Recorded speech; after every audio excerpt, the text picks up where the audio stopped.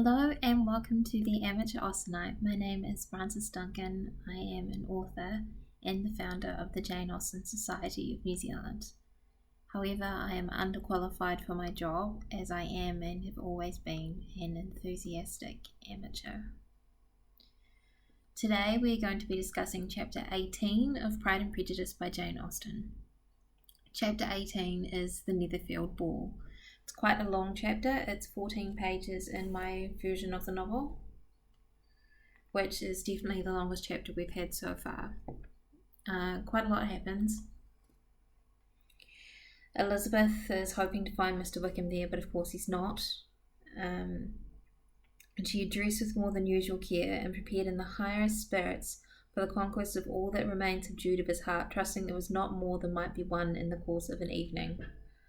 I love this idea that one evening of dancing with him, she can make him fall in love with her. And I mean, Elizabeth is just an amazing character, and if anyone could, it would be her. It gives you a pretty clear idea of what she's feeling, this excitement, this build-up, this lead up to the ball. This guy that she really likes is going to be there and she's going to dance with him and it's just going to be wonderful and he's going to fall in love with her.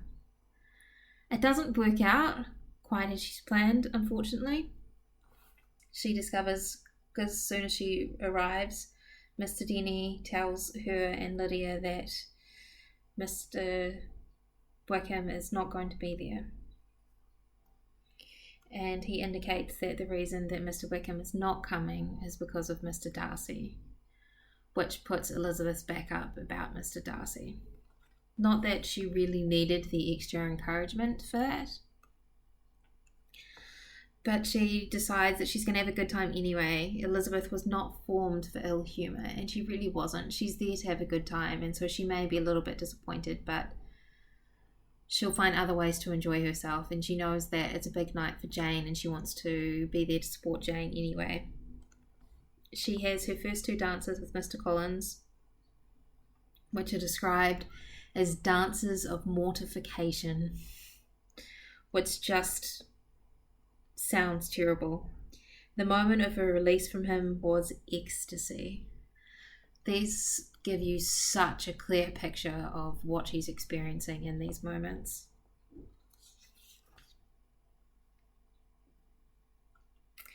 And then she dances with Mr Darcy, and they have their back and forth and her trying to understand his character.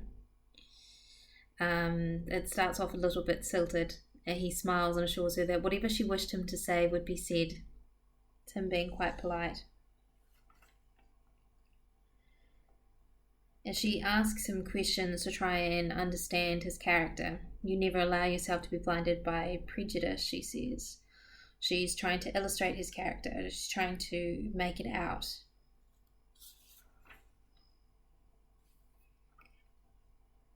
But she's not getting a lot of success with this.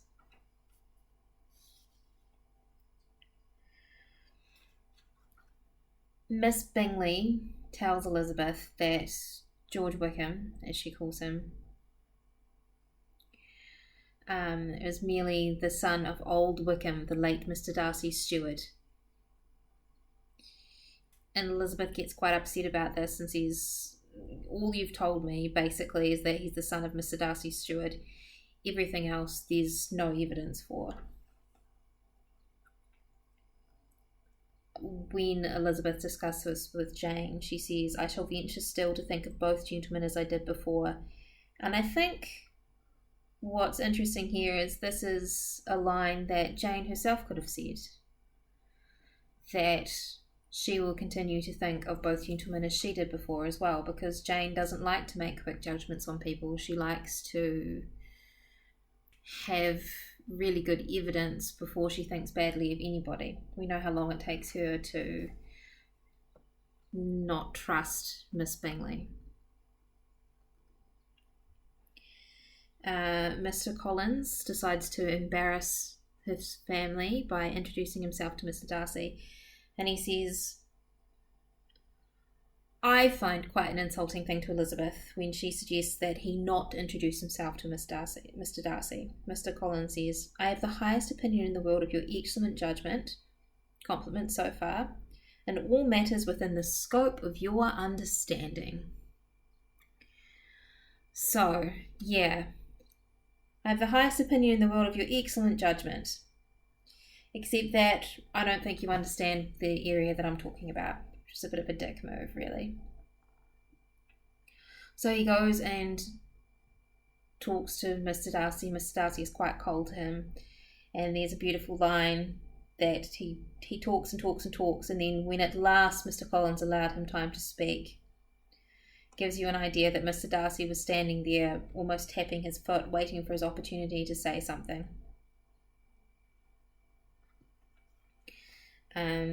Mrs. Bennet sits across from Mr. Darcy and tells Lady Lucas about how wonderful it's going to be when Jane is married to Bingley, and what a comfort it will be for her to have Jane to be able to chaperone the girls to balls. But what it says here is that no one was less likely than Mrs. Bennet to find comfort in staying at home at any period of her life, though it was necessary to make this circumstance a matter of pleasure, because on such occasions it is the etiquette.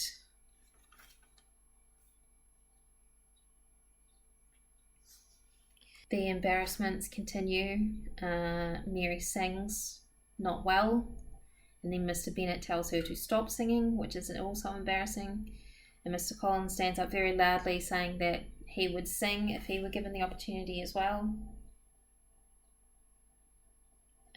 So it's quite an awful evening all around for Elizabeth, but it seems to go quite well for Jane, who doesn't seem to notice what is going on with the rest of the family. Mrs. Bennet uses her mechanisms to make sure that they are the last people there,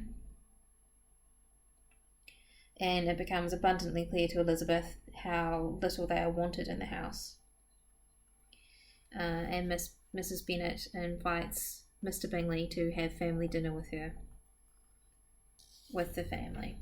And that is my summary of Chapter 18 of Pride and Prejudice by Jane Austen. My name is Frances Duncan. You can find me at Frances Duncan Writes and on Twitter at Frances_Duncan. You've been listening to The Amateur Austenite. Thank you for listening, and I wish you happy reading.